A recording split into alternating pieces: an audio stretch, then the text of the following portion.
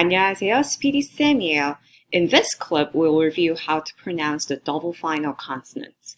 Honestly, there are not that many words formed with double final consonants in Korean, so the easiest way to learn them is just remembering the examples I'm giving you here.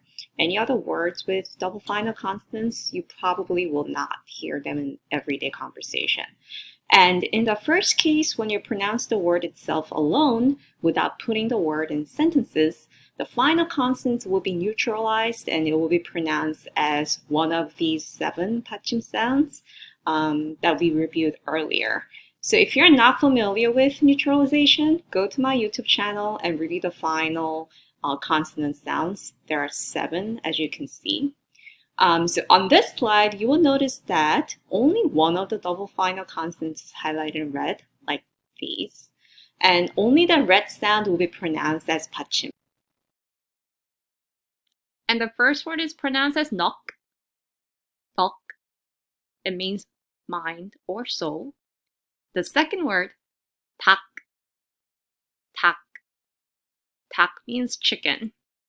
Now in my examples, only 3 words are nouns. nok, 닭, and number 8, 삶. 삶 means life. Chances are only these 3 words will be said alone since they are nouns.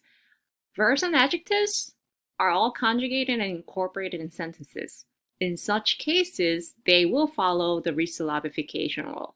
So let's visit example number 3, okay, which means to sit. It's conjugated with ayo ending for present tense. So it's pronounced as 앉아요, 앉아요. So with resyllabification, the first final consonant stays at the bottom, right? And the second final consonant, it shifts to the next syllable that starts with the vowel. That's what resyllabification is. So you see also the double consonants with the H sound, that's called hiut. Hiut will be silent, and the other consonant will be pronounced instead. So I'm going to pronounce the examples, and you can check the meaning on the right column. That's right here. Starting with number 3 again. 앉아요. 앉아요. Number 4. 덥지 않아요. 덥지 않아요. Number 5. 잃었어요. 잃었어요. Number 6. 넓어요. 넓어요. Number 7. 핥아요. 핥아요. Let's skip to number 9. 없어요. 없어요. Also, the first example nok, when we add object particle 을 to it, it will be resyllabified as 넋을, 넋을, 넋을. In our second example, 닭, with the object particle 을, it will be resyllabified as 닭을, 닭을, 닭을. So the first consonant stays at the bottom, and then the second consonant shifts to the next syllable. Now, let's talk about exceptions. Please note that when a verb or adjective ends in 리을기역, that's the L and the G at the bottom, you will hear the L sound as 받침 instead, as in 맑다. And when they're conjugated with the ayo ending in this case, for present tense, it will be resyllabified as 맑아요. 맑아요. And 맑아요 means clear, as in it's clear outside. So study using the examples and remember these examples since they will appear frequently in conversation. These are the only things you probably have to know. And I'll go over the examples again as the final review. Number 1, 넋 versus 넋을 with the object particle. Number 2, 닭 versus 닭을 resyllabified, compared with the adjective 맑아요, 맑아요, which means clear.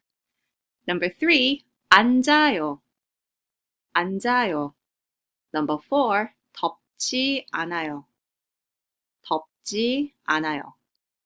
Number 5, 잃었어요, 잃었어요. Number 6, 넓어요. 넓어요. Number 7, 핥아요. 핥아요. Number 8, 삼. And number 9, 없어요. 없어요. And one last thing to note is that there is an exception to the resyllabification rule. Look at our example, 맛없다. 맛없다.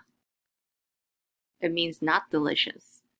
It is not resyllabified as 맛없다, although it is supposed to be based on how we learned. And it's an exception because 없다 at the end, this is a recognizable word. 없다 means not present or absent. So previously, particles could be resyllabified because particles have no meaning. But then if you see the following sound that has a vowel, but it's also a recognizable word, then you have to go through these 2 steps. And let's apply it with our examples here. You see the 시옷 받침, this is supposed to be pronounced as d at the bottom.